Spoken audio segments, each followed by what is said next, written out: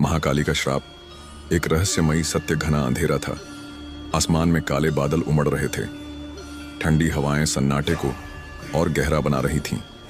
गांव के बाहर एक प्राचीन महाकाली मंदिर था, जिसे लेकर कई रहस्यमयी कहानियां प्रचलित थीं। कहते हैं वहां जाने वाला हर अहंकारी व्यक्ति या तो पागल हो जाता था या फिर कभी लौट कर नहीं आता। राजा रिपुकेतु को इन बातों पर विश्वास नहीं था। वह ताकत के नशे में चूर था।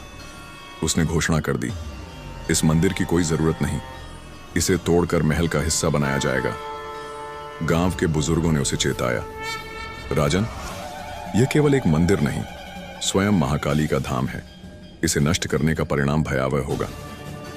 पर अहंकार में डूबे राजा ने हंसते हुए कहा, देखता हूं कौन सी शक्ति मुझे रोकती है। भयावह रात उस रात, जब पूरा नगर सो रहा था, महल में एक अजीब सन्नाटा था। अचानक राजा के कक्ष में तेज हवाएं चलने लगीं। दिए बुझ गए और दीवारों पर महाकाली की परछाई नाचने लगी।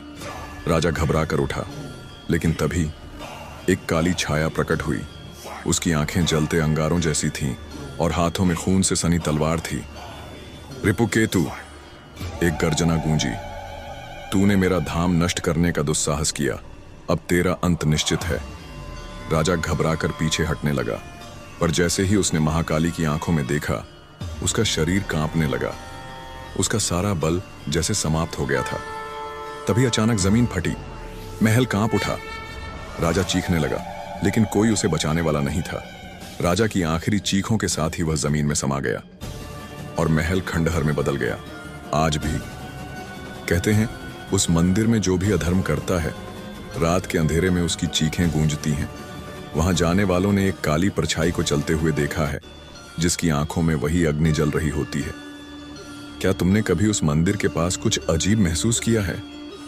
अगर हिम्मत है तो इस वीडियो को रात में देखें।